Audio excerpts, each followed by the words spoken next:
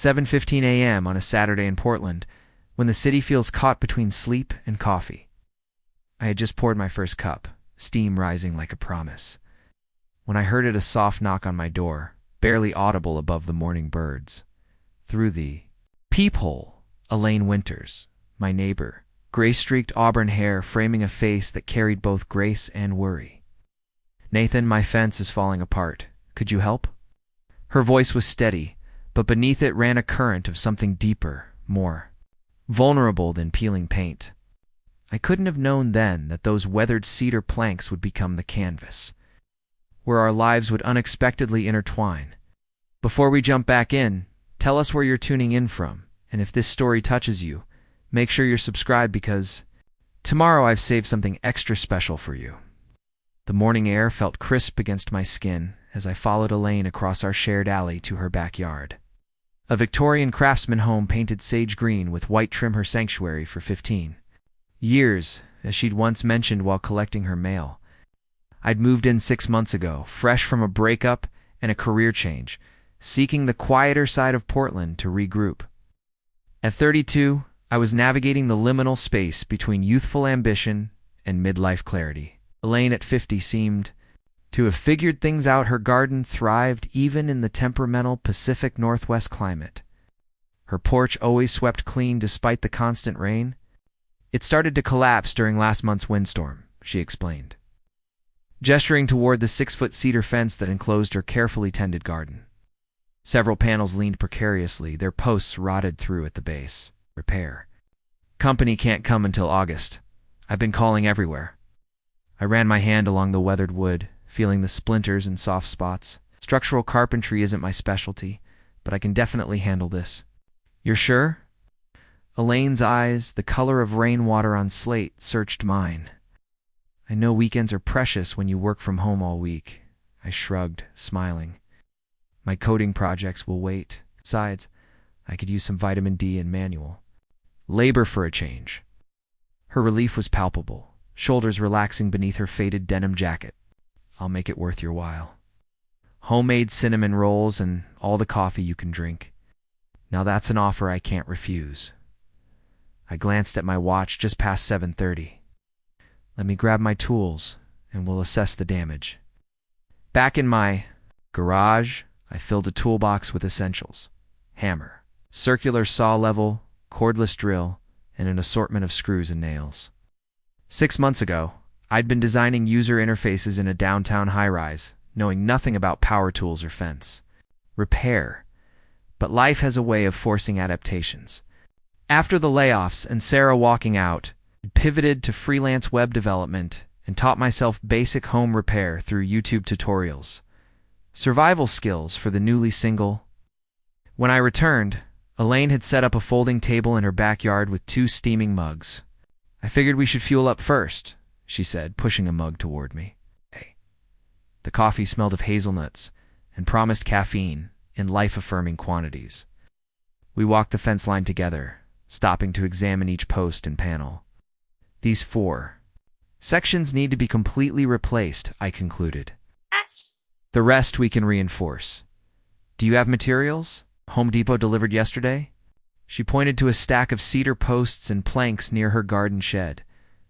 I just wasn't sure how to start. I took a long sip of coffee, savoring the flavor while mentally calculating the work ahead. "We'll need to dig out the old posts first, which is the hardest part. Then set new ones in concrete. The rest is just assembly. It's probably 2 weekends of work, if you don't mind a messy yard in between." 2 weekends of your time is too much to ask," she protested.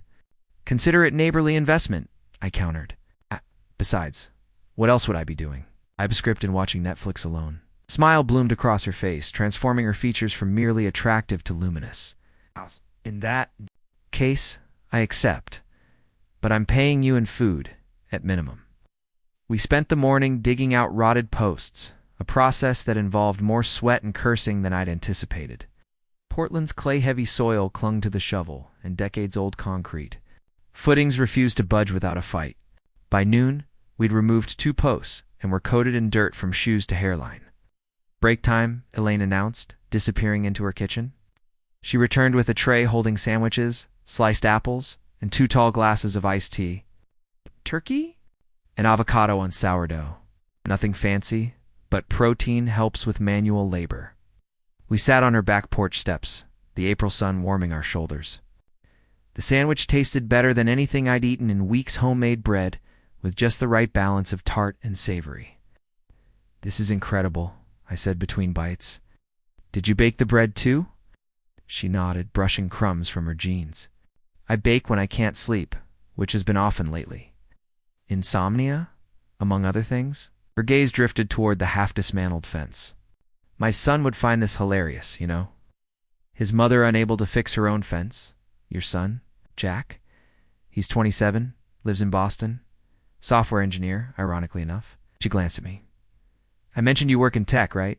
Preparing and narrating this story took us a lot of time, so if you are enjoying it, subscribe to our channel. It means a lot to us.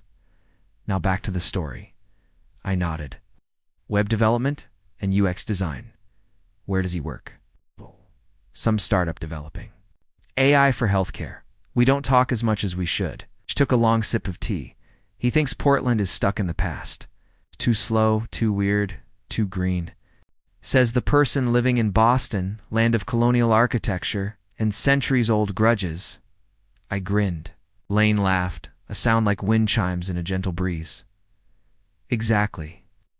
But try telling that to a 20-something who thinks he's discovered the future." After lunch, we tackled the next section of fence. I showed Elaine how to use the post hole digger, positioning myself behind her to demonstrate the proper grip and motion. "Like this?" she asked, closing the blades and pulling. "Up a cylinder of dark earth. Perfect. You're a natural." I stepped back, suddenly aware of how close we'd been standing. The scent of her shampoo, something herbal and subtle lingering in my senses. By 4 o'clock, our energy was flagging.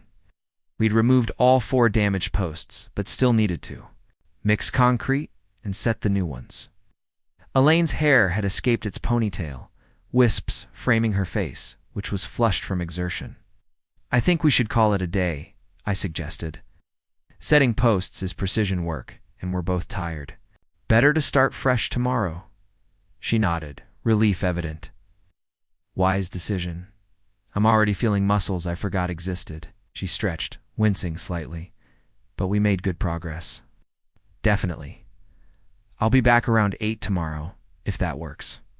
8 is perfect. "And Nathan?" She hesitated, tucking a strand of hair behind her ear. "Thank you, truly." I waved off her thanks. "It's nothing. Actually, it's nice to work with my hands for a change. Screens and code can get sterile." Walking home, I realized I'd spent the entire day with Elaine and barely thought about Sarah, deadlines, or the pile of client work awaiting me. Instead, my mind replayed moments from our Daylane's focused expression as she measured board lengths. Her laugh when I told her about my disastrous first attempt at installing kitchen cabinets. The easy silence as we worked side by side. Sunday morning arrived with pale sunshine filtering through my blinds. Showered quickly, dressed in old jeans and a faded Portland Trail Blazers t-shirt, and headed next door at precisely 8. Elaine was already in her backyard, hair pulled back, wearing work gloves and mixing concrete in a large bucket. "You started without me," I observed, setting down my toolbox. "It's just the first batch of concrete." She wiped her forehead with the back of her wrist. "I watched a tutorial this morning. Thought I'd get a head start." Impressive. I examined her work. The consistency looked right, not too wet or dry. "You sure you need me at all?" Her eyes crinkled at the corners. "Absolutely. I still have no idea how to level a post properly." We fell into an efficient rhythm, setting posts one by one. I'd hold each upright while Elaine checked it with the level, and we'd pour concrete and brace the post with temporary supports while the foundation cured. The work required coordination and communication, a physical dialogue of small adjustments and confirmations. 2 inches to your left, she'd say, squinting at the levels bubble. I'd shift the heavy cedar post. Here, perfect. Hold steady. By midday, all 4 posts were set, supported by diagonal braces that made the yard look like a strange art installation. Elaine brought out chicken salad and fresh lemonade. and we picnicked on a blanket in a patch of sun, carefully avoiding the wet concrete. "So what brought you to Portland?" she asked, pouring more lemonade into my glass. "You mentioned you've only been here 6 months." I watched a bumblebee investigate her lavender bushes before answering. "Classic story, really. Job, relationship. Both fell apart simultaneously." Ouch. "Yeah, I was at a design firm in Seattle. My girlfriend Sarah and I both worked there. When the company downsized, I lost my position. She kept hers, along with her close friendship with our department head." I tried to keep bitterness from seeping into my voice. 2 months later, they were engaged. Elaine winced. "That's rough. Work romance gone spectacularly wrong." The spectacular part was how quickly I became expendable, professionally and personally. I broke a piece of sourdough in half, focusing on the task to avoid meeting her eyes. Anyway, I decided a fresh start was in order. Portland had affordable rentals, good coffee, and no memories of Sarah. Perfect trifecta. "And how's the fresh start going?" I considered the question. Better than expected. "Freelancing gives me flexibility. I'm building a decent client list. Apparently I now fix fences on weekends. A Renaissance man." Her smile was gentle. "Without pity? For what it's worth, anyone who discards people that easily isn't worth keeping around. Job or relationship. What about you?" I asked, eager to shift the focus. "Have you always lived here?" Elaine's expression shifted, becoming more guarded. "No, I moved here after my divorce 15 years ago. Jack was 12 then. Must have been challenging. It was necessary." She absently twisted a silver ring on her right hand. "Derek, my ex-husband, was a corporate attorney. Very successful, very driven, eventually very unfaithful." She shrugged. "At the classic midlife crisis with his 25-year-old paralegal. I got the house in Connecticut, enough alimony to start over. And primary custody of Jack? I chose Portland because my sister lived here then, and now. My sister moved to Arizona 5 years ago. Jack's in Boston. House. The house is paid off. I teach art at the community college and do some freelance illustration." She gestured toward the garden, "and I grow things. It's a quiet life, but it's mine." There was something in her tone, not quite resignation, but a practiced neutrality that hinted at deeper wounds. Before I could respond, a phone rang inside her house. That might be Jack. He usually calls on Sundays. She stood quickly. "Should get it, would you mind? Go ahead. Clean up here." She hurried inside, and I gathered our lunch things, stealing glances at her through the kitchen window. Back was to me, shoulders tense as she spoke into the phone. Conversation appeared brief and one-sided. When she returned, her smile seemed forced. "Everything okay?" I asked. "Fine. Jack's just busy with a project deadline." She brushed imaginary crumbs from her jeans. "Shall we continue?" We spent the afternoon attaching the horizontal supports between posts, working mostly in silence. I sensed her mood had darkened, and gave her space, focusing on measurements and saw cuts. Around 4 dark clouds rolled in from the west, and the temperature dropped noticeably. "Looks like rain," I observed, glancing skyward. "We should probably wrap up," Elaine nodded. "Gathering tools. We've made good progress. The posts need to set anyway." We hurried to tidy the work site as the first fat raindrops began to fall. By the time we'd stored everything in her shed, the shower had become a downpour. We dashed to her back porch, arriving breathless and already half-soaked. "Perfect timing," I laughed, pushing wet hair from my forehead. "Come inside," she insisted. "At least until the rain lets up. I'll make tea." Her kitchen was warm and inviting yellow walls. Open shelving displaying mismatched pottery, and a collection of cooking implements hanging from a rack above a central island. The room smelled of herbs and baking, with undertones of oil paint. "Your studio is connected to the kitchen?" I asked, noticing an easel visible through a doorway. "I converted the dining room years ago. Better light." She filled a copper kettle and set it on the stove. "Tea preference?" "I have Earl Grey, green, or a nice rooibos blend. Earl Grey sounds perfect." While the water heated, she handed me a clean dish towel for my damp hair and face. Our fingers brushed during the exchange, a moment of contact that lingered. "I'm really sorry about the rain," she said, busying herself with mugs and tea bags. "I checked the forecast, but Portland weather has its own agenda. No apologies needed. We accomplished a lot today." The kettle whistled, and she poured steaming water into 2 ceramic mugs, each uniquely shaped and glazed in oceanic blues and greens. "Did you make these?" I asked, accepting one. "Years ago, from my pottery phase." She leaned against the counter, both hands wrapped around her. "Mug. I go through creative periods. Pottery, watercolors. Now it's mainly acrylics and digital illustration." Steam rose between us as silence settled, comfortable rather than awkward. Rain drummed against the windows, creating a cozy percussion that made the kitchen feel like a safe harbor.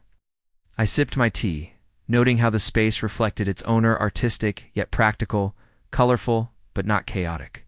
"Would you like to see some of my work?" Elaine asked suddenly, "since you're trapped here by the weather anyway." "I'd love to." And she led me through to her studio, where canvases in various stages of completion leaned against the walls. Style was semi-abstract, landscapes reduced to their essential elements, horizon lines, water reflections, forest silhouettes, with occasional bursts of vivid detail. One large canvas dominated the space, a forest seen at dawn. Mist curling between tree trunks with extraordinary attention to how light filtered through branches. "These are incredible," I said, genuinely impressed. "You teach this?" "I teach basic techniques. This is my personal exploration." She stood beside me, arms crossed as if suddenly self-conscious. "The community college classes are mostly retirees and bored housewives looking for a creative outlet." "Do you sell your work?" "Occasionally. Have a small online shop and show at local galleries sometimes." She touched the edge of the forest canvas. "This one's been commissioned for a law firm downtown." I moved around the room, studying each piece. "Your sense of light is remarkable. Reminds me of the Hudson River school painters, but more contemporary." She looked surprised. "You know art history? My mother was a museum curator. Grew up surrounded by exhibition catalogs and artist biographies." I smiled at a memory. "My bedtime stories were about Monet's gardens and Georgia O'Keeffe's skulls." "That explains a lot." "What do you mean?" Lane hesitated. "You notice details?" "The way you examined the fence. How you're looking at these paintings now. Actually seeing, not just glancing. Something shifted in the air between us, a recognition, perhaps, or an acknowledgement." The rain intensified, drumming against the roof with renewed vigor. Elaine moved to adjust a canvas, and I noticed a small framed photograph on her desk, a younger Elaine with a teenage boy, both smiling against a backdrop of mountains. "Is this Jack?" I asked. She nodded, picking up the frame. "Mount Hood. About 8 years ago? One of our last vacations together before college. He has your eyes. And his father's stubborn chin." She set the photo down gently. "He's brilliant, you know. Already has 2 patents. I'm immensely proud of him, even when he forgets to call." The rain began to slacken, and I realized we'd been in her studio for nearly an hour.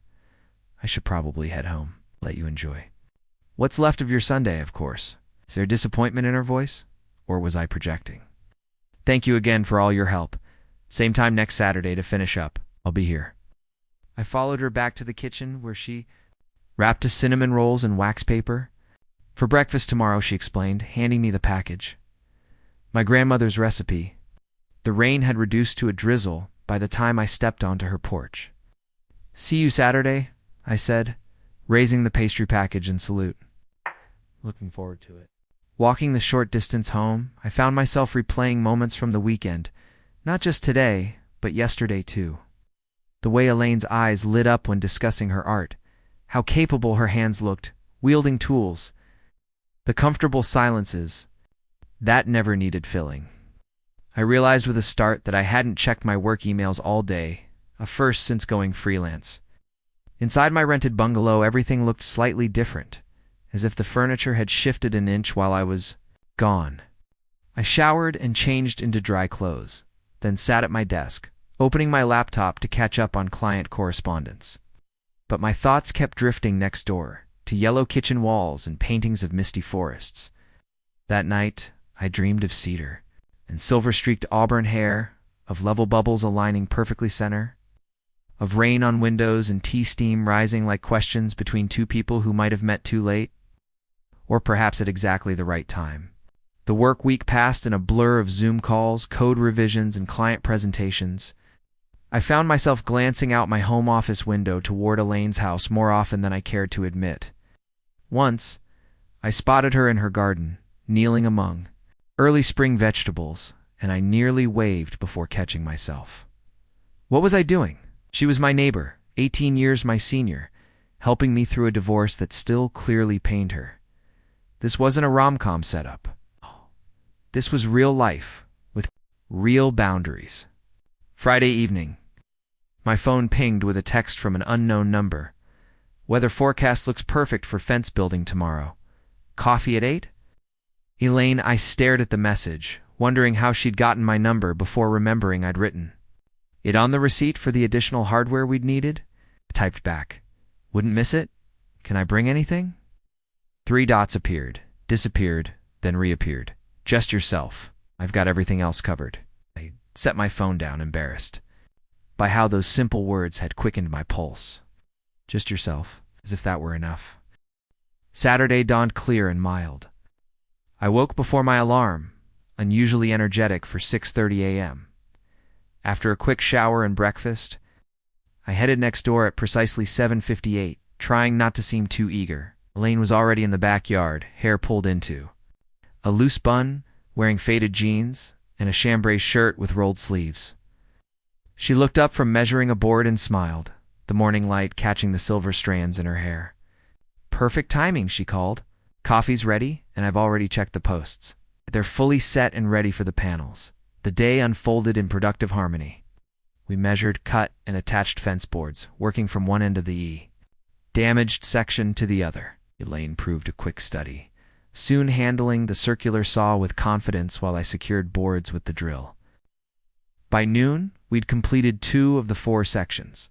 Fresh cedar, gleaming golden against the weathered gray of the older fence.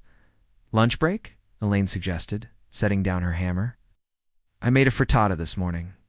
In her kitchen, she pulled a dish from the refrigerator and slid it into the oven to warm. "Should only take 10 minutes. Want to wash up first?" I nodded, suddenly aware of the sawdust coating my arms and probably my face. She directed me to a powder room off the kitchen, where I scrubbed my hands and splashed water on my face. Looking in the mirror, I noticed a streak of wood stain across my cheek and a sunburn beginning to form on my nose. Professional web developer by weekday, amateur carpenter by weekend Dan, identity crisis captured in one reflection. When I returned to the kitchen, Elaine had set the table with cloth napkins and actual silverware. A far cry from my usual paper towel and takeout container lunch setup, a bottle of sparkling water stood open, condensation beating on its surface. "This is fancy for a work lunch," I observed, taking a seat. Never underestimate the morale boost of proper table settings. She removed the frittata from the oven. Golden discs studded with cherry tomatoes, spinach, and what looked like goat cheese. Besides, we're celebrating progress. She served generous wedges onto ceramic plates, her creation, I suspected, and sat across from me. The frittata was delicious, the eggs fluffy, and the vegetables perfectly roasted. "This is amazing," I said after the first bite. "You cook like this all the time? When I have someone to cook for?" She poured sparkling water into my glass. "It's not much fun cooking elaborate meals for one." I know that feeling. I've mastered the art of sad bachelor cooking. Scrambled eggs and microwave burritos feature heavily. She laughed. "That explains why you're so appreciative of home-cooked meals. Low bar. You're just an excellent cook." "That too." She took a sip of water, studying me over the rim of her glass. "You know, you're not what I expected when I knocked on your door last week." "No? What did you expect?" "I'm not sure." "Someone more?" "Typical, I suppose." "The millennial tech worker stereotype?" "No. Survival depending on DoorDash, socially awkward, glued to screens." I grinned. I mean, I do fit some of those. But growing up, my dad was a contractor. Summers during high school, I helped on job sites. The tech career came later after college. That explains your competence with power tools. Not your first fence repair rodeo. First in a decade, at least, but some skills stay with you. I cut another piece of frittata. What about you? I wouldn't have pegged you as someone who teaches art and fixes fences. What would you have guessed? I considered her the intelligent eyes, the capable hands, the quiet confidence. Gallery owner, maybe, or landscape architect. She smiled, pleased. I did study landscape architecture originally. Switched to fine arts in my second year. But I've always loved creating. Spaces, gardens, rooms, environments where people feel something. That explains your backyard. It's like stepping into a painting. Thank you. A slight flush colored her cheeks. It's been a 15-year project. Gardens teach patience better than anything else. After lunch, we returned to the fence. Work with renewed energy. The afternoon passed in comfortable productivity, our conversation flowing easily between fence technicalities and personal histories. I learned that Elaine had grown up in Vermont, the daughter of a small-town doctor, and a librarian. She told me about her first art show in college. How her hands had trembled so badly she'd spilled red wine on a potential buyer who purchased the painting anyway. I shared stories of disastrous design presentations in the time. I'd accidentally deleted an entire website the day before launch. By 5 o'clock, we'd completed all 4 sections of fence. The fresh cedar stood straight and secure, ready for staining. We stood back to admire our work, satisfaction settling between us like a physical presence. We did it, Elaine said, brushing sawdust from her jeans. Looks better than I imagined. Professional quality, if I do say so myself. I packed tools into my box, oddly reluctant for the day to end. We should stain it soon to protect the wood. Next weekend, maybe? She hesitated. You've already given up 2 Saturdays. I can handle the staining part. I'd like to finish what we started. The words came out more earnestly than I'd intended. Something flickered in her eyes. Surprise, perhaps, or uncertainty. All right, next Saturday then. But tonight, I insist on a proper thank you dinner. I have a roast chicken in the oven and a bottle of Willamette Valley Pinot Noir breathing on the counter. The invitation caught me off guard. You don't have to do that. I want to. She tucked a strand of hair behind her ear, a gesture I'd come to recognize as a sign of nervousness. Unless you have plans? Plans. My Saturday nights typically involved coding, Netflix, or occasional video calls with friends back in Seattle. No plans, I admitted. Dinner sounds great. Good. 7 o'clock. It gives us both time to shower and decompress. I nodded, suddenly aware of how grimy I must look and smell after. A day of physical labor. 7 it is. Need me to bring anything? Just yourself, she said, echoing her text from yesterday. I've got everything else covered. At home. I stood under the shower longer than necessary, letting hot water sluice away sawdust and sweat. My mind raced with questions I hadn't allowed myself to consider fully until now. Was this just a neighborly thank you dinner, or something more? Was I reading too much into Elaine's invitations, her smiles, the way her hands sometimes lingered near mine when we worked side by side? And if it was something more, was that something I wanted? Something either of us should pursue?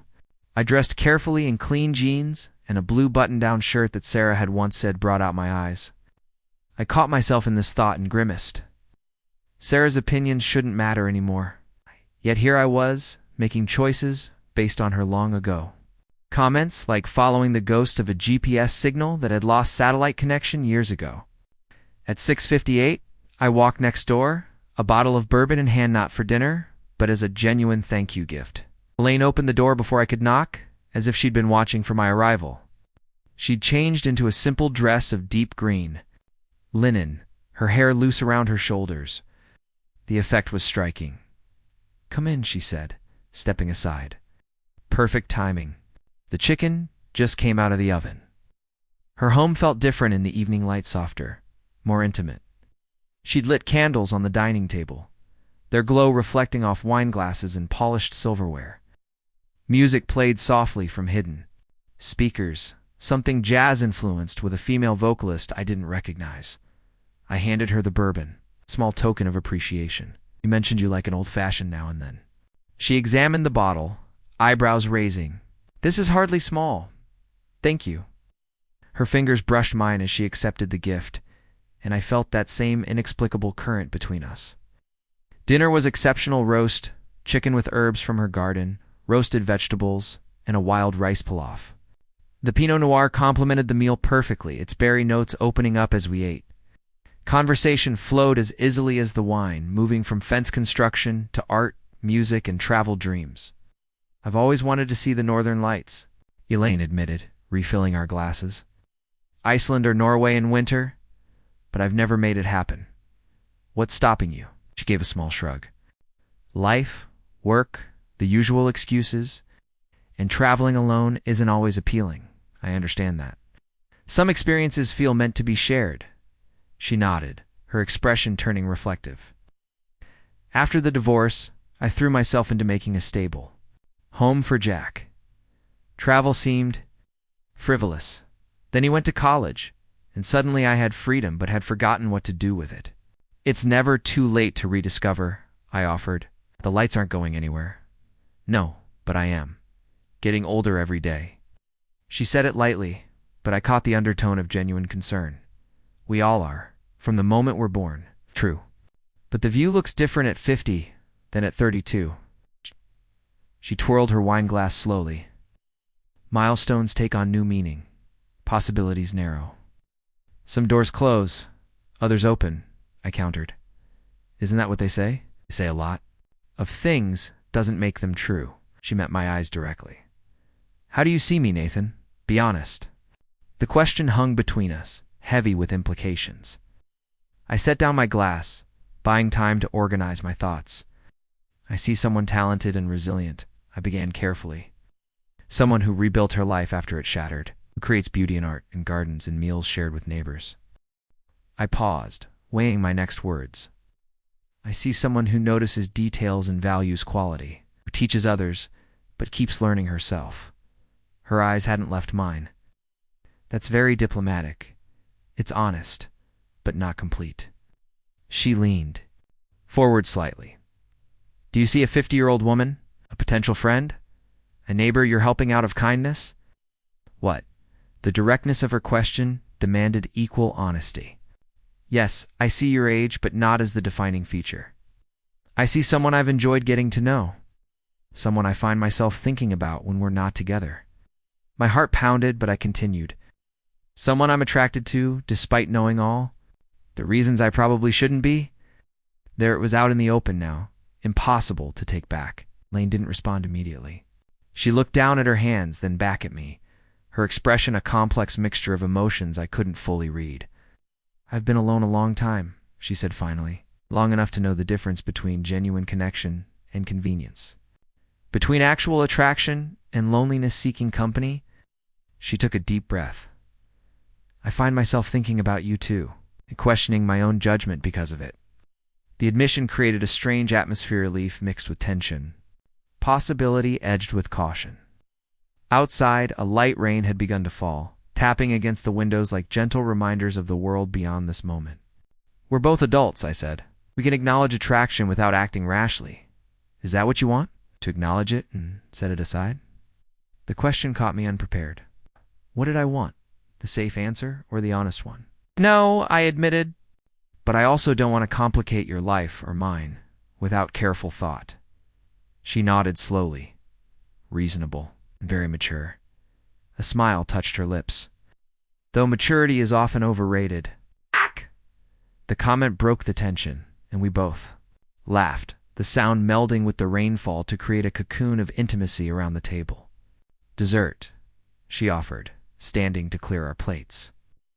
I made a dark chocolate tart that pairs nicely with that bourbon you brought. How could I refuse? We moved to her living room with dessert and drinks, sitting closer on the sofa than strict neighborliness would dictate. The tart was rich and bittersweet, the bourbon warming. Outside, the rain intensified, drumming steadily against the roof. Looks like you might get flooded in again, Elaine observed, glancing toward the windows. Would that be so terrible? I asked, setting my empty dessert plate on the coffee table. Our eyes met, and something shifted. The careful distance we'd maintained physically and emotionally suddenly seemed arbitrary, a boundary drawn in, sand already being erased by tide. I don't remember who moved first. Perhaps we both did, drawn by the same invisible force. Her lips tasted of chocolate and bourbon, her hair silken between my fingers. The kiss deepened, years of separation, indifference dissolving in the contact. When we finally broke apart, we were both breathing quickly. Elaine's eyes searched mine, questions and answers passing between us without words. "This complicates things," she whispered. "Yes," I agreed, still holding her close. "In the best possible way." The rain continued to fall, marking time in its steady rhythm as we explored this new territory between us. It's no longer neighbors fixing a fence, but two people discovering unexpected connection across the barriers of age, experience, and circumstance. What had started with weathered cedar and rusty nails was building into something neither of us had anticipated, something both fragile and strong, like a newly constructed fence facing its first storm. Its foundation still setting, but its structure sound. Morning arrived with golden light streaming through unfamiliar curtains. For a moment, I was disoriented. Then the memories of the night before crystallized Lynn's lips on mine, the storm outside, the decision to stay. Nothing beyond kisses and conversation had happened. We both silently acknowledged the need for caution. Still, waking in her guest room felt significant, a threshold crossed. The scent of coffee and something baking drew me downstairs. Elaine stood at the kitchen counter, her back to me, measuring flour into a bowl. She wore loose linen pants and a soft gray t-shirt, her hair twisted into a casual knot. Domestic, beautiful. "Morning," I said softly, not wanting to startle her. She turned, a smile warming her features. "There you are. Sleep well. Better than I have in months." I moved to the coffee pot, feeling strangely at home. "Need help with breakfast? You can slice strawberries if you'd like." She nodded toward a colander of fresh berries by the sink. "I'm making Dutch babies like a giant popover with fruit." We worked in companionable silence, the kitchen filled with morning light and the scent of vanilla. It felt surprisingly natural, this domestic choreography between two people who'd known each other barely a week, yet underneath ran a current of uncertainty, questions neither of us was ready to voice. Over breakfast, the Dutch baby golden and puffed, topped with macerated strawberries, Elaine finally broke the tension. "About last night," she began, setting down her fork. "No regrets," I said quickly. "If that's what you're worried about." Her eyes met mine, relief visible. "Good, me neither. But I think we should talk about expectations, where this goes from here." I nodded, appreciating her directness. "Agreed, I'm not looking for complications," she continued. "Life is stable now, after years of rebuilding. And you're just establishing yourself here, finding your footing after your own upheaval. So we proceed carefully," I suggested. "No rush, no pressure. See where this connection leads." She smiled, the tension in her shoulders easing. "Like that? Though I should warn you, Portland is essentially a small town wearing a city costume. People talk. You mean Susan from next door is already updating the neighborhood gossip chain? Probably composing the headline as we speak?" Elaine laughed. "Local cougar seduces young tech worker over fence repair." I winced. "It's awful, but likely accurate to what some will think." Her tone grew serious. "Does that bother you? The judgment?" I considered the question, wanting to give an honest answer rather than the easy one. I care more about what's real between us than what others might project onto it. But I won't pretend it's irrelevant. Those attitudes can affect real life. She nodded, understanding. My thoughts exactly. "So we're on the same page. Proceed thoughtfully, eyes open to both possibilities and challenges. And in the meantime," I added, reaching for her hand across the table, "we finish that fence. The staining won't do itself." After breakfast, I reluctantly headed home to tackle neglected work. The walk across our shared alley felt symbolic, somehow returning to my separate life while carrying the memory of connection. Inside my house, everything looked exactly as I'd left it, yet felt subtly different. My laptop waited on the desk, emails unanswered, deadlines approaching, contrast between Elaine's warm, art-filled home and my sparsely decorated rental. struck me anew. I forced myself to focus, clearing my inbox and making progress on a client's e-commerce platform. Yet throughout the day, my thoughts drifted next door. Twice, I caught myself standing at the window, coffee in hand, gazing toward Elaine's garden. By evening, I'd made enough professional headway to quiet my work anxiety. But my personal thoughts remained in pleasant disarray. My phone chimed with a text from Elaine. "Dinner at Wildwood Cafe tomorrow? 7 p.m.? They have live jazz on Sundays?" I smiled at the screen. "A proper date, then." I typed back.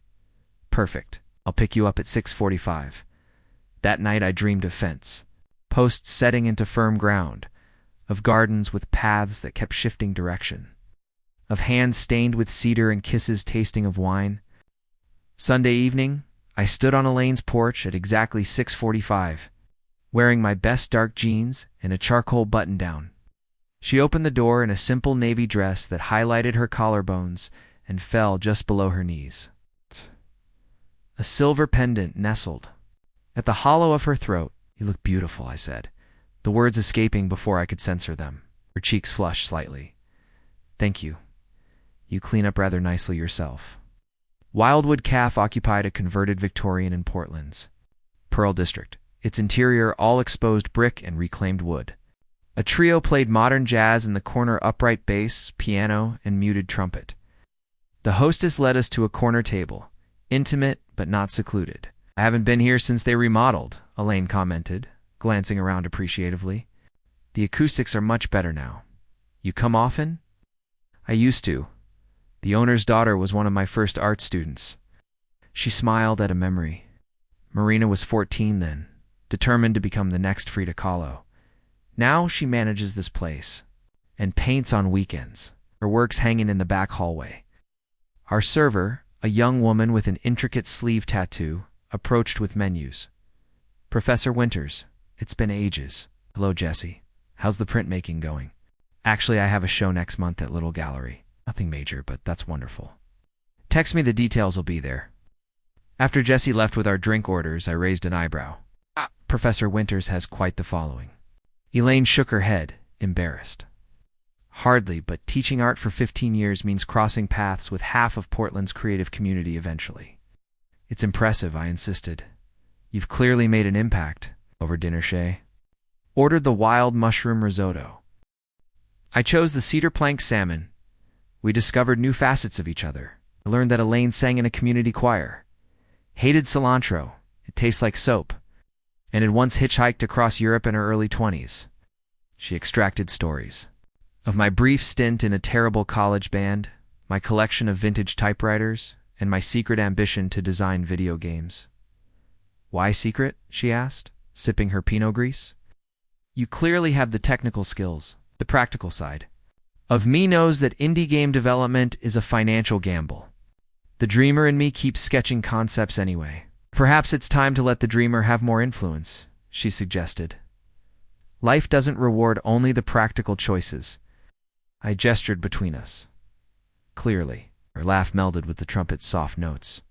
Under the table, her foot found mine, a gentle pressure that sent warmth spreading through me. After dinner, we lingered over dessert and coffee, reluctant to end the evening. The jazz trio played something melancholy and beautiful, notes hanging in the air like questions. "Dance with me?" I asked impulsively, as other couples moved to the small floor beside the musicians. Surprise flickered across her face, followed by pleasure. "I'd like that." On the dance floor, she fit perfectly in my arms, her head just reaching my shoulder. We moved together as if we'd done this countless times, finding a rhythm that matched the music and something deeper. The 18 years between us seemed to evaporate, leaving only two people swaying in harmony.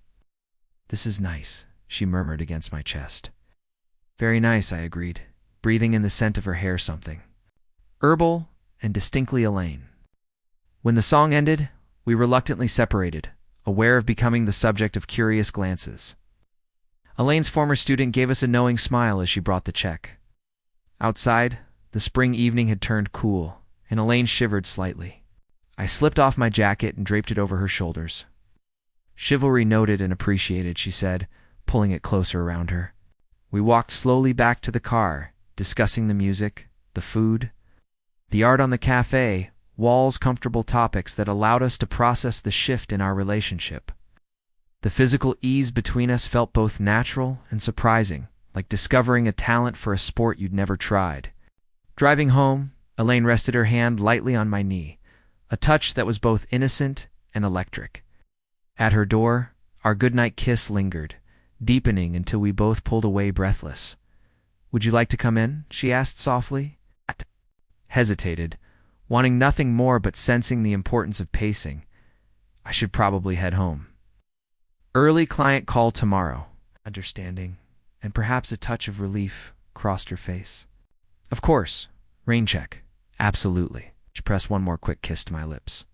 Thank you for tonight. It was perfect. First of many, I promised.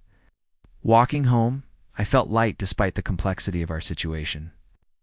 Between us, something genuine and unexpected. The rational part of my brain cataloged all the reasons for caution or age difference. Her established life versus my transitional state, the potential for community judgment. Yet those concerns felt theoretical compared to the tangible connection we shared. The week passed in a comfortable pattern. Texts throughout the day. Found dinner at my place on Tuesday. I managed a respectable pasta carbonara at hers on Thursday. Roasted salmon with dill. Friday night, we attended an art opening for one of her former students. Standing close, but not quite touching, aware of watchful eyes in Portland's close-knit art community. Saturday morning arrived sunny and warm, perfect for fence staining. I arrived at Elaine's back door at 9, carrying coffee and bagels. Professional courtesy, I explained, handing her a cardboard cup. Contractors always bring breakfast. Is that so? She accepted the offering with a smile. And here I thought I was the designated food provider in this arrangement. We spent the morning applying cedar tone stain to the new fence sections, working in companionable rhythm. Elaine wore cutoff jeans and a faded University of Vermont t-shirt, her hair tied back with a bandana. Watching her precise brushstrokes, the artist evident even in this utilitarian task, I felt a surge of affection that caught me off guard. "What?" she asked, catching my gaze. "Just appreciating the view." She rolled her eyes, but couldn't hide her pleased smile. "Focus on your section, Mr. Harper. We have a deadline." "Yes, Professor." By early afternoon, the fence gleamed with fresh stain, the color deepening the cedar's natural warmth. We stood back to admire our handiwork. Satisfaction settled between us. "It's beautiful," Elaine declared. "Better than I imagined when I knocked on your door 2 weeks ago." 2 weeks, I echoed, surprised. Feels both shorter and longer somehow.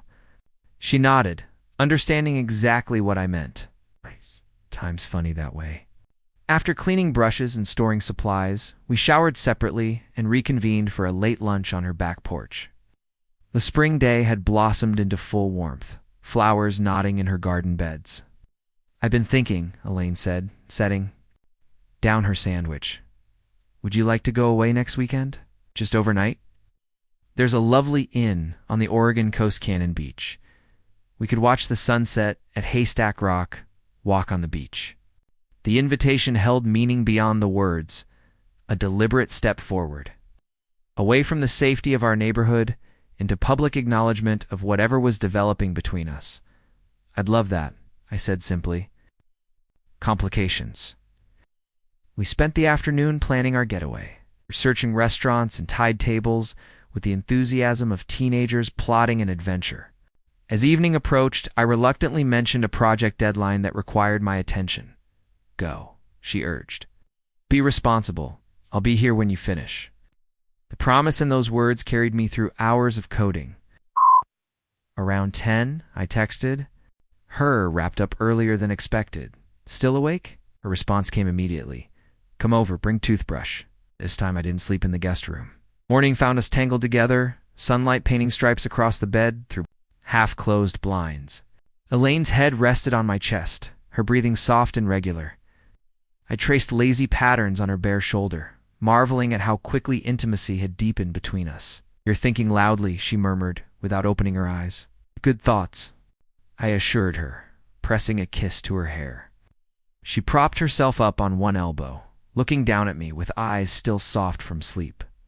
Share them? I considered deflecting with humor, but opted for honesty. I was thinking how surprising this is this connection, and how right it feels despite the surprise. Her expression softened further. I know. It's disconcerting, isn't it? To discover that life still holds such possibilities at our age. At any age, I corrected gently. She smiled, acknowledging the point. True. Though 50 is a milestone that makes you take inventory what you've accomplished, what you've missed, what might still be possible. And what's the verdict on your inventory? She traced my collarbone thoughtfully. Mixed. Professional satisfaction, certainly. Personal contentment, mostly. But I'd resigned myself to a certain pattern work. Occasional dating that led nowhere. Significant visits to or from Jack once or twice a year. A pleasant life, but... She paused, searching for words. But I prompted, but constrained by my own expectations. By what seemed realistic at this stage. Her eyes met mine. You've disrupted those expectations rather thoroughly. Grinned. Happy to be disruptive. She laughed, the sound vibrating against my chest. Of course you are. You work in tech, disruption is practically your industry motto. Later, over breakfast on her patio, we discussed practical matters or beach trip, work schedules for the coming week, whether to attend a gallery opening together on Thursday. The domesticity felt both novel and natural, as if we'd compressed months of relationship development into 2 intense weeks. I should check in with my place, I said eventually, reluctant but responsible. Make sure it hasn't burned down in my absence. Elaine nodded, understanding. And I have lesson plans to finish for tomorrow's classes. The separation felt temporary, a practical interlude rather than a withdrawal. I kissed her goodbye at her door, no longer concerned about neighborhood eyes. Back home, I tackled laundry and meal prep for the week. Routine tasks transformed by thoughts of Elaine. Round 4, my phone rang, not Elaine's name on the screen, but Sarah's, calling for the first time in months. I stared at the display, momentarily disoriented by this ghost from my past intruding on my transformed present. After 4 rings, I answered, "Hello?" "Nathan." Sarah's voice was familiar yet strange. "How are you?" "I'm good," I replied, surprised to find it genuinely true. "You fine? Fine? Listen, I'm going to be in Portland next week for a conference. I thought maybe we could get coffee. Catch up." The request was so unexpected that I laughed. "Catch up, Sarah. We haven't spoken since I left Seattle." "Why now?" Pause. "I've been doing some thinking about how things ended. I may have been hasty." Understanding dawned slowly. "Are you saying you regret your choice?" "I'm saying I miss our connection." Her voice softened to the tone she'd once used to persuade me into weekend trips or expensive dinners. "We had something special, Nathan. Worth revisiting, don't you think?" 6 months ago, these words would have shattered me. 3 months ago, they would have kindled desperate hope. Now, they simply puzzled me, like an artifact from a civilization I'd once inhabited but no longer recognized. "I appreciate the thought," I said carefully. "But I'm seeing someone now. It's serious." Oh. Surprise and something like annoyance colored her voice. "That was quick." "Life moves on." Kept my tone neutral. "I hope your conference goes well." After hanging up, I sat at my kitchen table, processing the unexpected interaction. Sarah's call should have been momentous, the validation I'd once craved, the opportunity to either reconcile or reject her on my terms. Instead, it felt like an irrelevant footnote to the story I was now living. I texted Elaine. "Strange thing just happened." Sarah called. Her response came quickly. "Your ex? What did she want?" "To catch up while she's in Portland next week." I declined. 3 dots appeared, disappeared then. "You okay?" The question made me smile. "Not are you sure that was wise? Or did you consider reconnecting?" "But simply concerned for my emotional state? More than okay," I replied, just struck by the timing and by how little it affected me. "Want to talk about it over dinner? I'm making pagella." There in 30. That evening, as we ate Elaine's saffron-scented paella on her back porch, I recounted the conversation with Sarah. Elaine listened without interrupting, her expression thoughtful. "It's almost a shame the call came now," she observed when I finished. You didn't need the closure anymore. Exactly, I agreed, impressed by her perception. 6 months ago, it would have been transformative. Now it's just information. Growth looks good on you. She raised her wine glass in a small toast to moving forward rather than looking back. We clinked glasses, the sound crystalline in the evening air. Nearby, a mockingbird cycled through its repertoire of borrowed songs, creating something new from fragments of the familiar. You know, I said I'm glad the fence needed fixing. Elaine's smile was both tender and amused. It's home repair. Meet Kutsko. It was fairly effective. Should we tell people that's how we met? I was just painting her fence when... Let them talk, she said with newfound confidence. Our story belongs to us, not them. Later, curled together on our porch swing, we watched stars emerge above the newly stained fence. The structure stood straight and strong, a testament to shared effort and unexpected connections. Like us, it bridged separate spaces while acknowledging their distinctness, not a barrier, but a thoughtfully constructed boundary that enhanced both territories it touched. Next weekend seems far away, I murmured into her hair.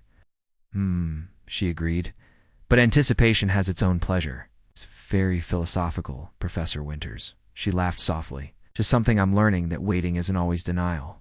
Sometimes it's savoring.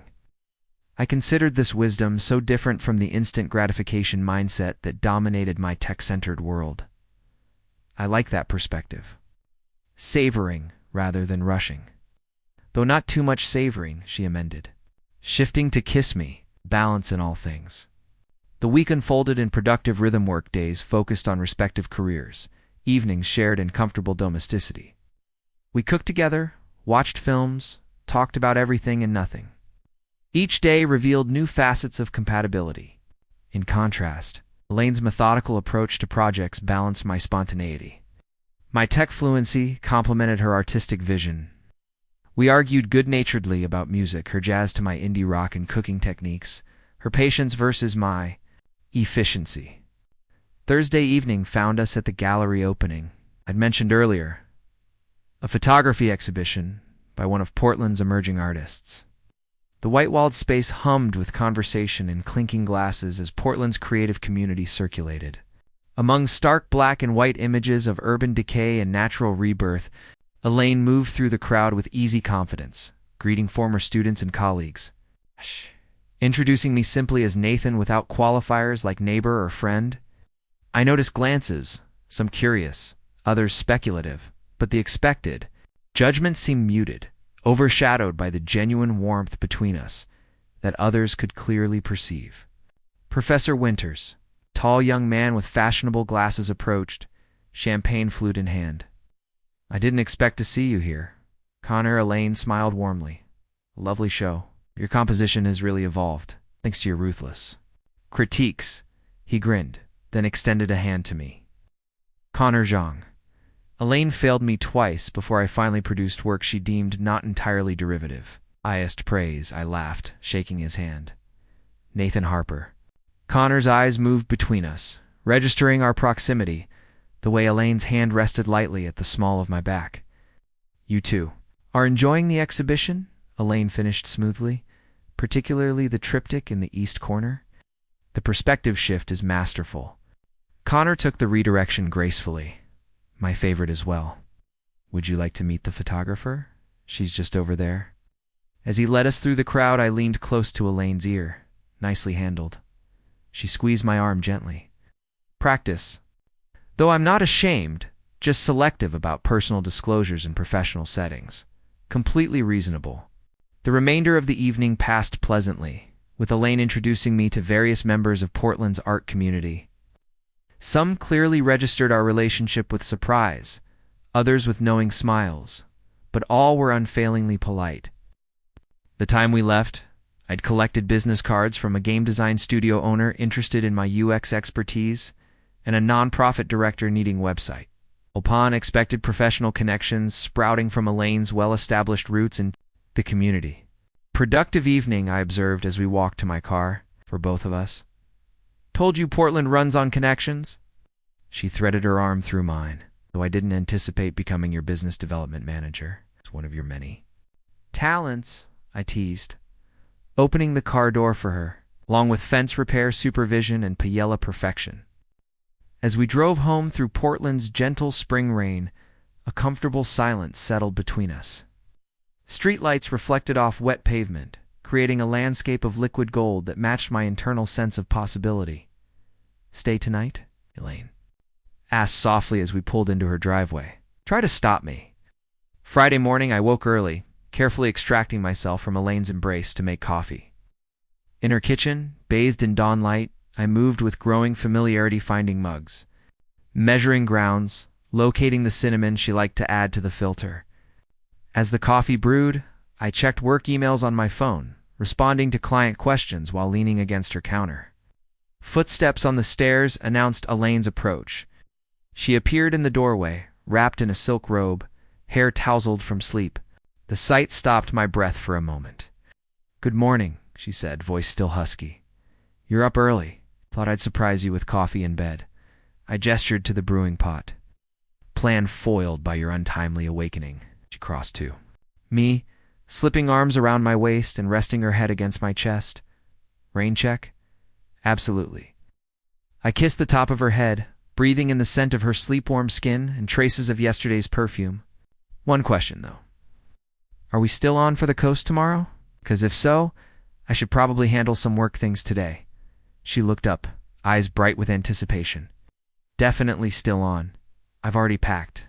"Eager, are we?" I teased, "for uninterrupted time together. Away from neighborhood eyes and former students?" "Yes, very." She reached for mugs from the cabinet. "I've made dinner reservations at Tidal Pool for 7 tomorrow. Supposed to have the best sunset view in Cannon Beach." As we sipped coffee at her kitchen island, discussing plans for our getaway, I marveled at how quickly my life had transformed. 3 weeks ago, I'd been a freelancer in a rental house, nursing old wounds and focusing solely on rebuilding my career. Now I stood in Elaine's kitchen, planning a romantic weekend, feeling more grounded and connected than I had in years. "Penny for your thoughts," Elaine said, noticing my contemplative expression.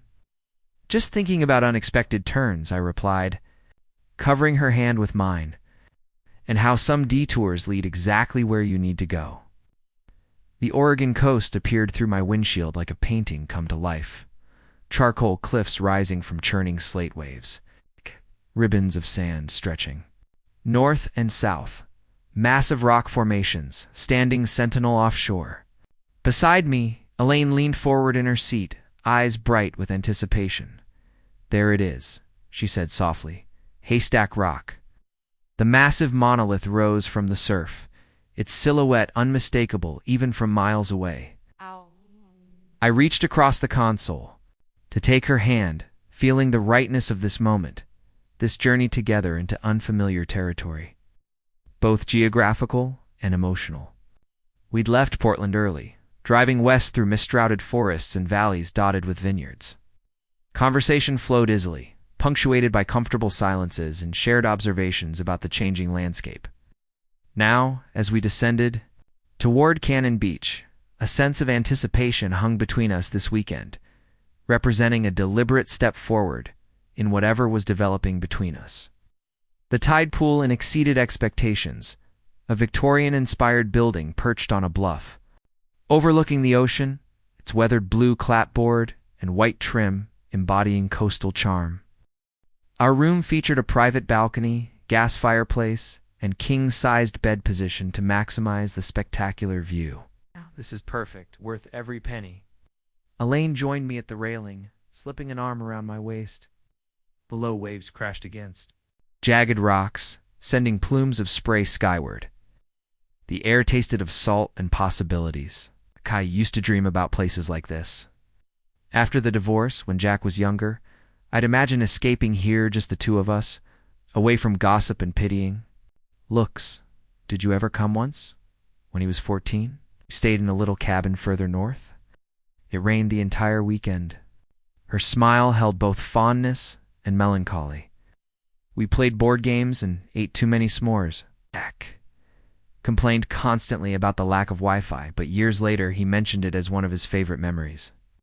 I wrapped my arm around her shoulders, drawing her closer. Kids remember the connection, not the amenities. Wise words from a non-parent. Observed wisdom. My parents divorced when I was 12. The vacations I remember best were simple camping trips with my dad, not the elaborate Disney adventure my mom orchestrated to compensate for the split. Elaine rested her head against my shoulder, and we stood watching the ocean's constant motion. The intimacy of shared memories, both joyful and painful, settled between us like another presence. Hungry? There's supposed to be a great seafood place in town.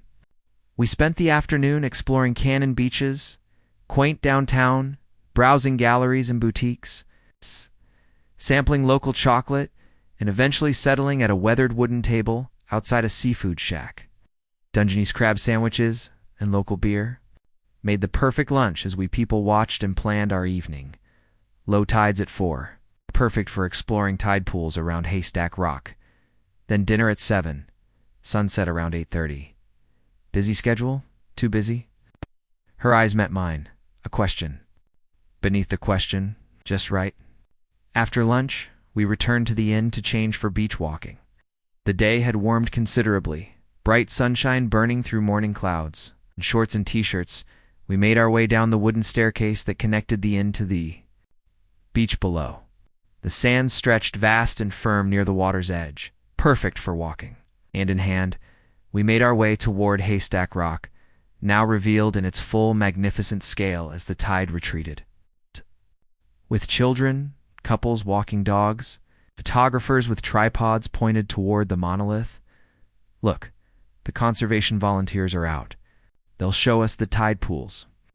Sure enough, enthusiastic volunteers in bright blue vests stood ready to guide visitors through the temporarily exposed marine ecosystem.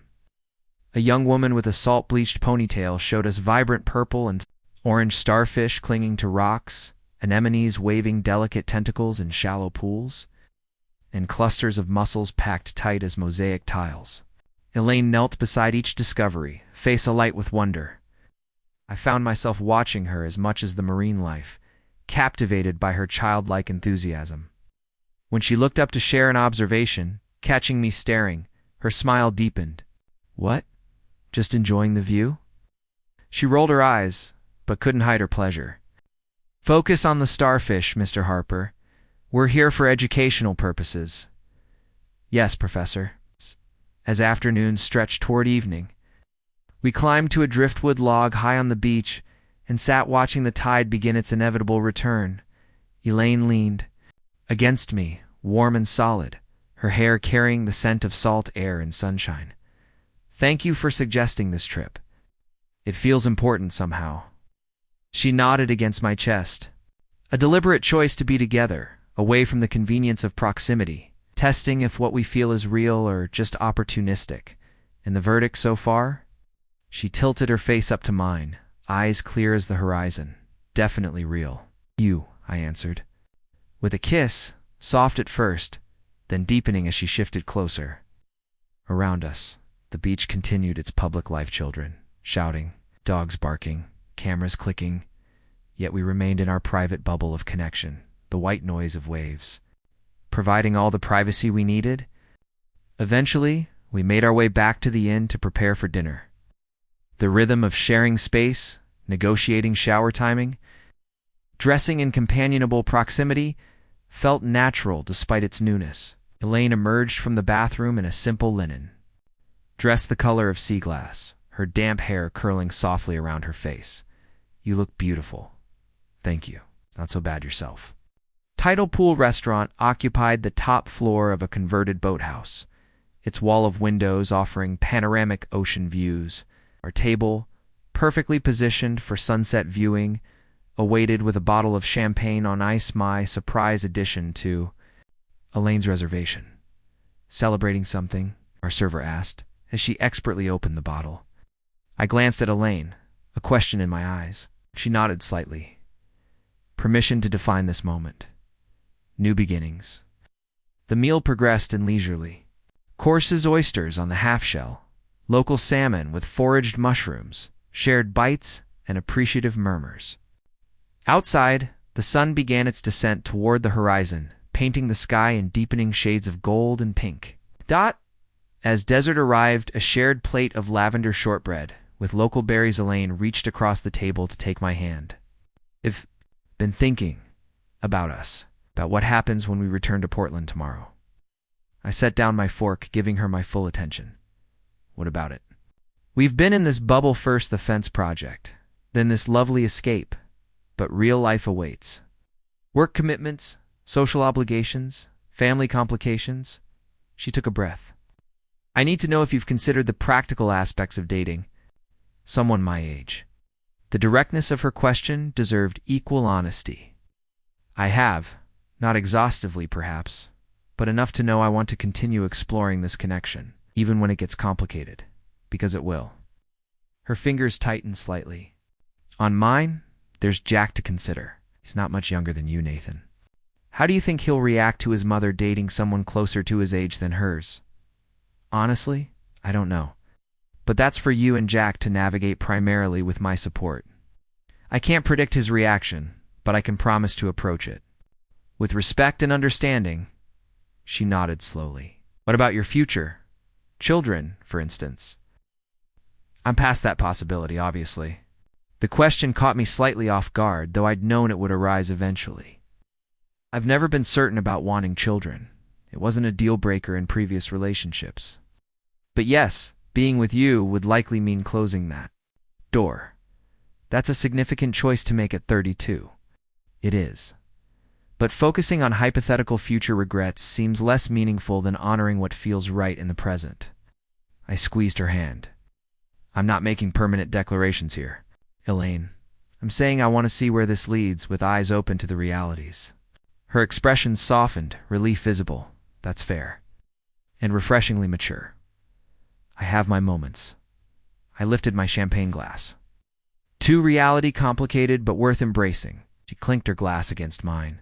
To reality. As the sun finally touched the horizon, sending a golden pathway across the darkening water, we fell silent, witnessing the spectacle together. The symbolism wasn't lost on either of us day's end, bringing not darkness but a different kind of beauty. Stars emerging as the familiar light faded. Back in our room, the intimacy that had been building between us deepened.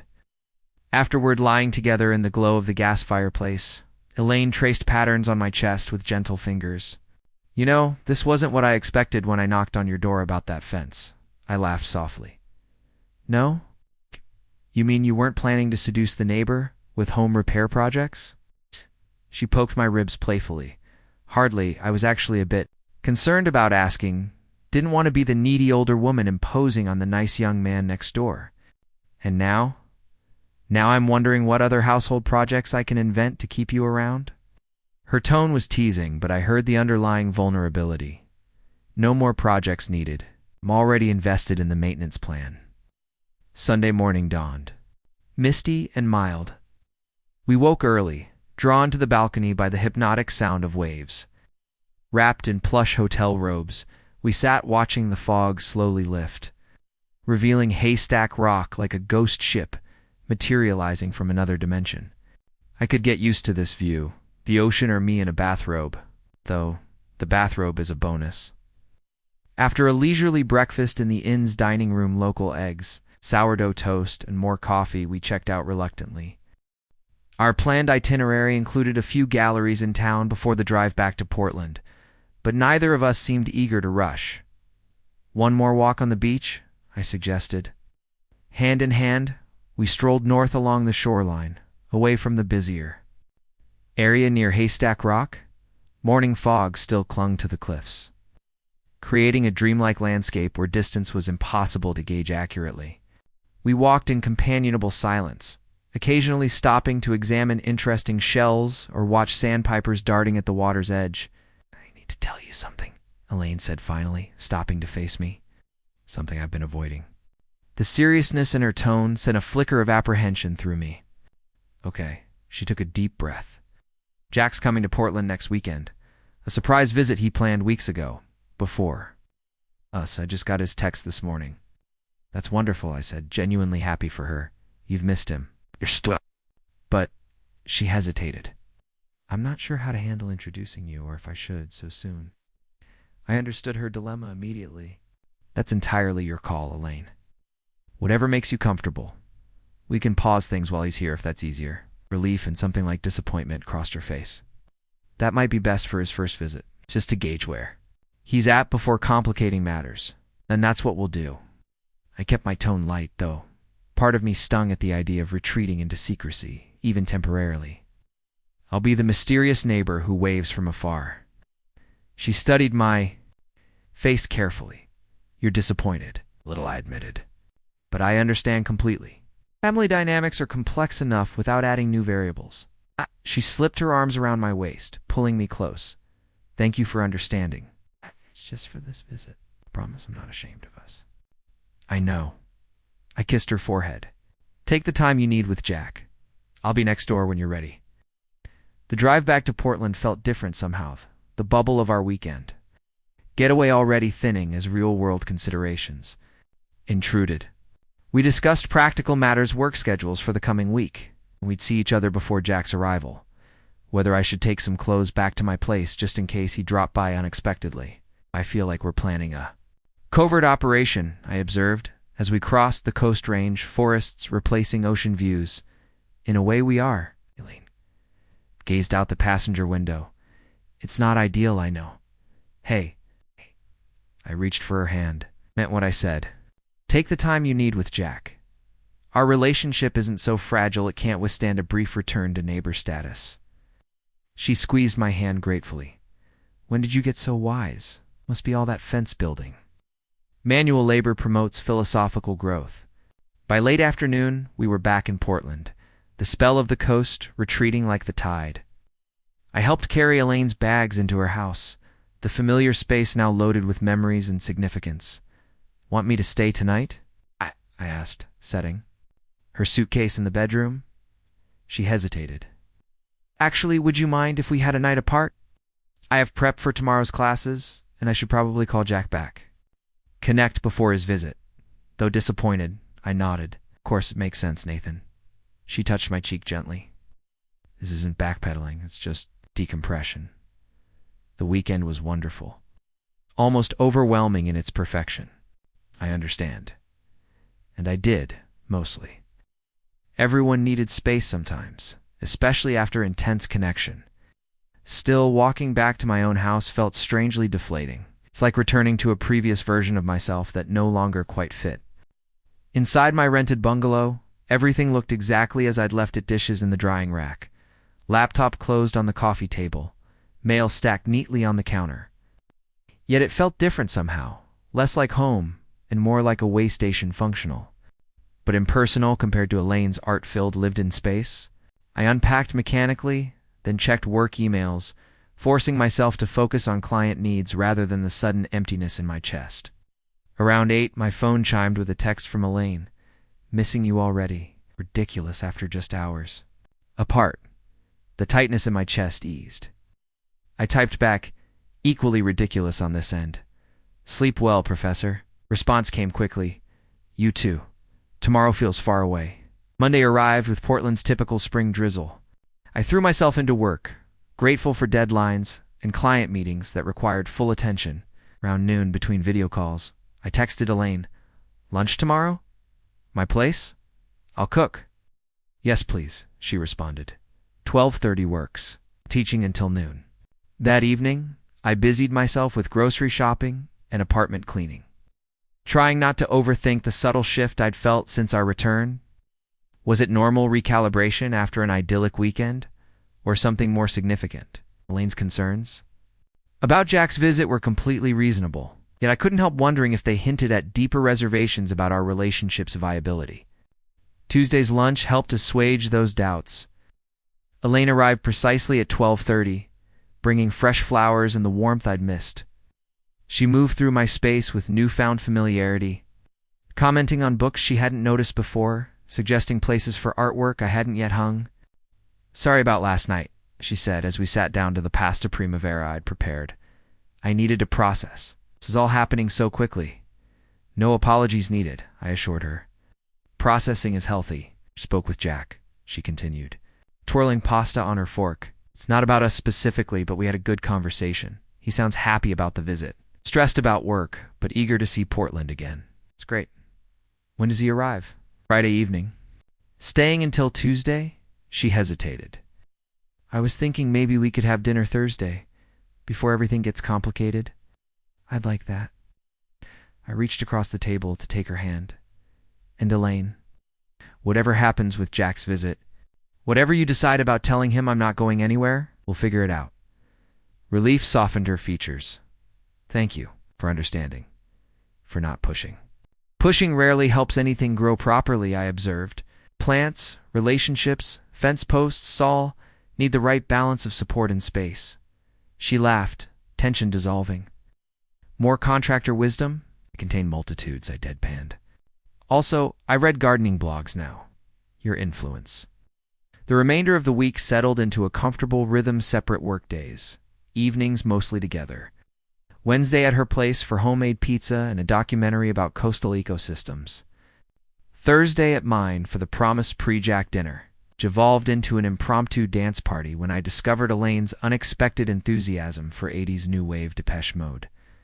I laughed as she sang along perfectly, too. Just can't get enough. You continue to surprise me, Professor Winters?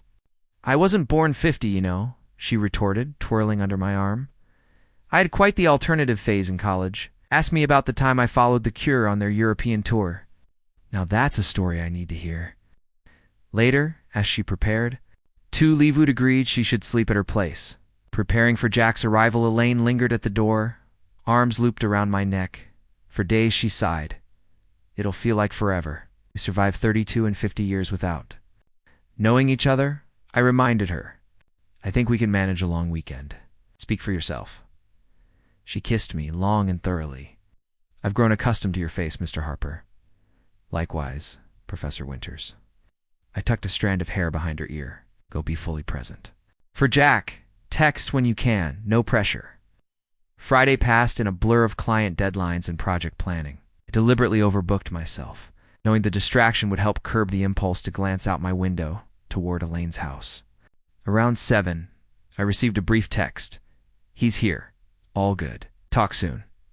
I resisted the urge to press for details, responding simply, enjoy your reunion. Here if you need anything. The weekend stretched before Mitha, first in nearly a month. Without Elaine as its centerpiece, emptiness felt disconcerting, like stepping into an elevator that drops unexpectedly. To combat it, I created a rigorous schedule. Saturday morning hike in Forest Park, afternoon coffee with a potential client, evening coding on my game design side project. Sunday would bring laundry, meal prep, and perhaps a movie. Life before. Elaine, functional but monochromatic, compared to the vibrant palette we'd created together. Saturday's hike proved therapeutic, the ancient forest's canopy creating a cathedral of filtered light and birdsong. I walked for hours, pushing myself physically to quiet the mental chatter. Back home, showered and changed for my client meeting. I was locking my front door when a voice called from across the street. You must be Nathan. A young man stood beside a rental car in front of Elaine's house, tall, lean, with Elaine's eyes and jawline. Jack Winters. My heart stuttered as I raised a hand in awkward greeting. That's me, you must be Jack. Nice to meet you. He crossed the street with easy confidence, hand extended. Mom mentioned you helped with the fence. Wanted to thank you personally. Relief washed through me. So I was still just the helpful neighbor in the official narrative. Happy to help. Your mom's been great, made moving to Portland much easier. Jack nodded, glancing around the quiet street. She has that effect. Community builder by nature. He studied me with curious intensity. She said you work in tech, web design, development, and UX. Yeah. Freelance now, but considering some local opportunities? Cool. I'm in healthcare AI machine learning applications for diagnostic imaging, based in Boston. Impressive, I said genuinely. Must be fascinating work, most days. Other days. It's just debugging other people's spaghetti code.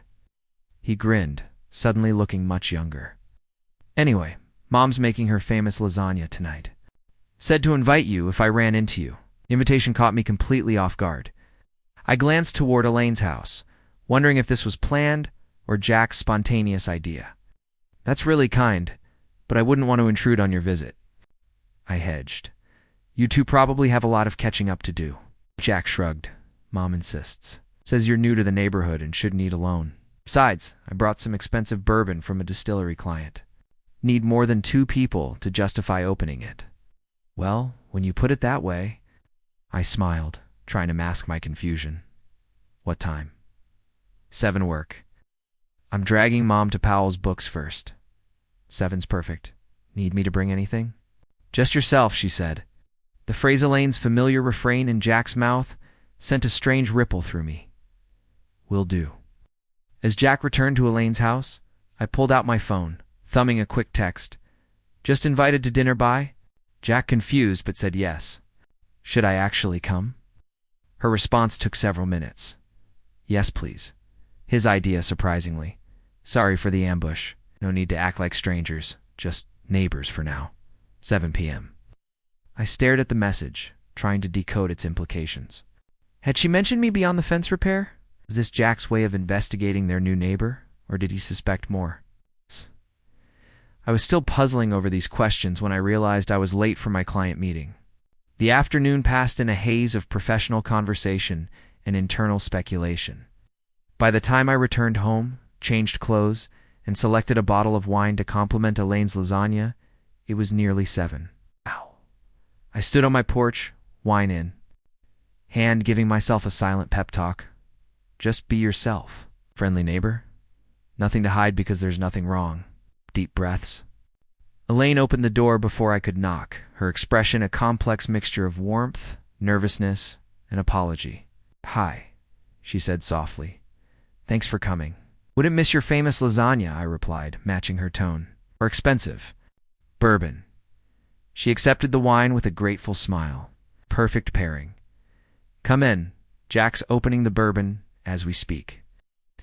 Inside, her home looked exactly as it always did on the walls. Books stacked on side tables, fresh flowers and ceramic. Vases. Yet the atmosphere felt different, charged with an energy I couldn't quite name. Jack stood at the kitchen island, carefully breaking the seal on a bottle of amber liquid. Nathan, right on time. He gestured with the bottle. Blanchard's family. Reserve. Client sent it after we fixed a critical bug in their inventory system. Sounds like perfect compensation, I observed, accepting a heavy crystal tumbler with a finger of bourbon. Cheers. We clinked glasses, and I sipped carefully, the liquor warming a path to my stomach. That's exceptional. Worth the debugging. Hell, for sure. Jack leaned against the counter, studying me with those eyes so like his mother's. So, Mom says you're quite the handyman? Saved her fence from total collapse? I glanced at Elaine, who was busy at the stove, deliberately, not meeting my eyes. I wouldn't go that far. Just some basic carpentry skills from summer jobs. Your mom did half the work herself. Always does, Jack said fondly. Never could convince her to hire professionals when she thought she could figure it out herself. That determination served us well after your father left, Elaine remarked, joining the conversation while sliding the lasagna into the oven. Someone had to learn to fix things. Shadow crossed Jack's face. True enough. It's a slight tension. That followed was broken by Elaine clapping her hands together. 30 minutes until dinner. Jack, why don't you show Nathan your photos from the Antarctic Research Station? The ones you were showing me earlier. The redirection worked beautifully. Jack pulled out his phone, and soon we were huddled around. Examining stunning images of ice formations, research equipment, and penguins. The conversation flowed naturally into his work, my projects, and eventually Portland's tech scene compared to Boston's. By the time we sat down to dinner, lasagna rich with bechamel and homemade pasta, accompanied by a crisp salad, and my Barolitha initial awkwardness had dissipated. Jack proved thoughtful and engaging, his intelligence clearly inherited from his mother, along with her quick wit and observational skills. So Nathan, he said, as we finished the main course, what made you choose Portland after Seattle? It seems like a lateral move career-wise. I considered my answer carefully. Seattle had painful associations after my relationship ended. Portland offered similar tech opportunities with a fresh start. Plus, the cost of living is more reasonable. Pragmatic and emotional reasons. Jack nodded approvingly. Best combination for major life decisions. That's what I keep telling him, Elaine interjected, then froze slightly, realizing the implication of familiarity. Jack's eyes flickered between us, a subtle calculation visible behind them. You two have become good friends, I take it, beyond the fence project. The moment stretched, taut with unspoken truths. Elaine looked at me, a question in her eyes. I gave a small nod her call to make. Actually, she began, setting down her wine glass. Nathan and I have been seeing each other. It's recent, but significant. Jack's expression remained. Carefully neutral. Seeing each other, as in dating? Yes. Elaine's voice was steady, though I could see her hand trembling slightly against the tablecloth. Huh. Jack took a long sip of wine, processing. How recent is recent? About 3 weeks, I offered. Since the fence project, he nodded. Slowly, fast. Sometimes life surprises you, Elaine said quietly. When you least expect it. Jack studied his mother's face, then mine, his expression unreadable. Finally, he set down his glass with deliberate care. You know, he said, I wondered if something was up. Mom's texts have been different lately, happier, more present. He looked directly at me. And she mentioned you a suspicious number of times for just a neighbor who helped with the fence. Relief and something like hope flickered across Elaine's features. You're not. You troubled by this. Jack considered the question. Am I? Mother finding happiness? No, by the age difference. He shrugged. It's unexpected, but I'm 27, Mom, not 17. Your personal life is your business. The tension visibly drained from Elaine's shoulders. Thank you for understanding, or at least not judging immediately. Don't thank me yet, Jack warned, though his tone remained light. I reserve the right to ask intrusive questions and make awkward jokes. Starting with, he turned to me. What exactly are your intentions toward my mother, young man? The deliberate role reversal broke the remaining tension, and we all laughed. Dinner evolved into a lively exchange of stories, Jack sharing tales of Elaine's parenting adventures. Me contributing fence mishaps and coastal weekend highlights. By Desalaine's legendary tiramisu, the atmosphere had transformed entirely. The three of us finding an unexpected groove. Later, as Jack volunteered to handle dishes, insisting we take our wine to the back porch, Elaine squeezed my hand. Beneath the table? Thank you, she whispered. For being patient, for being here. On the porch, wrapped in the gentle evening air, we sat close, but not touching, aware of Jack's presence inside. Stars punctured the darkening sky, city lights creating a competing constellation below. That went better than I expected, Elaine admitted softly. He's remarkable, I agreed. Though I shouldn't be surprised, given who raised him. He's always been perceptive. Even as a child. Pride colored her voice, but I never anticipated this level of acceptance. Maybe we underestimate the younger generation? They've grown up with fewer rigid expectations about relationships. She leaned her head back, contemplating the emerging stars. Perhaps, or maybe he just wants his mother to be happy, regardless of how it happens. Either way, I'm grateful. Me, too. She turned to face me fully, and Nathan. Thank you for navigating this so gracefully. For giving me space to handle it my way, even when that meant temporary retreat. Always, I promised. It's some things are worth waiting for. Inside, Jack finished with the dishes and joined us, bourbon bottle in hand. One more round? I feel like we should toast to new beginnings. As we raised our glasses under the Portland sky, I realized the weekend I dreaded had become something unexpectedly affirming, not just of my relationship with Elaine, but of the possibility that love, in all its unconventional forms, might find acceptance in the wider circles of our lives. The fence that had brought us together stood nearby, its fresh stain gleaming in the porch light, no longer a barrier between properties, but a shared project, strengthened by joint effort and care. Like the relationship it had inadvertently launched, it stood as testament to what could be built when people chose connection over convention, possibility over fear. Up next, you've got two more standout stories right on your screen. If this one hit the mark, you won't want to pass these up. Just click and check them out. And don't forget to subscribe and turn on the notification bell so you don't miss any upload from us.